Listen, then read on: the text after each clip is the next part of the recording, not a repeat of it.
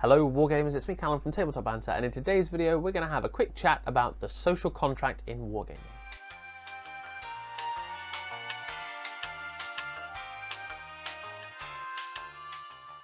Those of you who are familiar or regular Wargamers will probably already know about this concept, but for those of you who are new to the hobby, a social contract is basically a conversation that you have with your opponent before the game takes place. Where you discuss what you might be bringing, or what we should include and exclude, or what kind of mission type we're playing, and those kind of things, to in order to achieve a good game. No one likes to be tabled turn 2. No one likes that, and I personally hate tabling turn 2 because you're missing out on 5 turns of gaming. So you have this kind of chit chat before a game. You say, look.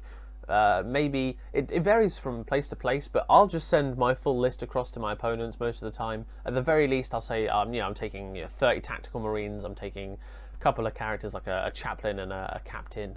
I'll have a flyer maybe, or I've got this elite unit or whatever. Maybe not specific points cost, but certainly the rough army composition that I'll be bringing. What this allows my opponent to then do is build a list to suit the game. In order for us to have a good game. Now, obviously, I know what you're thinking. Callum, I've played DayZ, I've played RuneScape. People aren't like that, okay? And yes, those games are prime examples of how you shouldn't trust people with things like that. The old wilderness scam, or in DayZ, just turning around and shooting someone. So, yes, there is that element of trust, and you have to trust your opponent's not going to be an arsehole. So quite simply put, if I put my 1,500 point list in front of you and it was, all Space Marines, all foot slogging or whatever, and then I suddenly find out that you bring a bunch of AP3, a bunch of templates with AP3 or better, I'd be like, oh, okay, so I'm getting tabled turn 2. So you find out about your opponent through this social contract, as well as, those kind of games you're going to have. But like I said, I wanted to talk about in this video the idea of a social contract, why I think it's important, and the extent at which I go to ensure that I have a good game. It may not be the same as everyone, but I do try, because I think it's important that both parties enjoy the game as much as each other. So obviously I've just explained what a social contract was or is, and now the implementation of that is very simple. So my best example might be if I'm playing a game against Mike from Crew Around Ulysses, then what I'll do is I'll just straight up send him my list, because he's relatively new to playing 40k, though he's been collecting for years, and I'm kind of, I suppose, teaching him and going through step by step with him in order to get him to a level where he can just game. Now, I'll send him my list before the game. I'll say, look, this is what I'm bringing, build your list so that you can maybe counter the things I have that are unusual. For example, like if I'm bringing an Imperial Knight in a game, okay, and all I face is no melter, no anti-tank, then it's going to be a very boring game. Like, that's a fact. So I send him my list beforehand. I say, look, if there's anything in there that you find you specifically need to counter that you wouldn't normally have, then yep, adjust the list, go ahead, whatever, that's fine. The other thing you can do, like I said, is send a rough idea. So, I'm taking tacticals in rhinos, I'm taking a super heavy, or a wraith knight, or a gargantuan monstrous creature, or something like that. And it just gives your opponent this idea of saying, okay, well, if they're taking a super heavy, I know that I'll have to have a little bit of anti-tank in my list. You can't rely on their whole list being solely based around a super heavy, but it's something you'll want to consider. So it provides this level platform where you can basically, bring the stuff that's going to provide a good game. Now, the reason this is so important is because a lot of us have limited time when it comes to gaming. I mean, we all have limited time anyway. In my opinion, it's the most valuable resource on the face of the planet because it's pretty much the only thing we can't buy more of. And that makes it this kind of necessity, if you like, this kind of thing that we value so highly. I don't want to go out of my way to go to a game store, pack up all my minis, all that time I spent painting, only to have me tabled turn 2 by some arsehole who rocked up with 3 knights when I was playing a guard blob.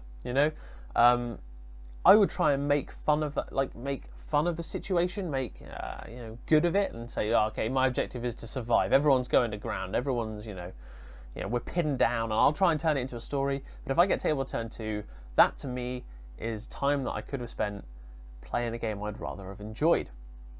So this social contract basically mitigates these scenarios where you get table turn 2 and have a bad time.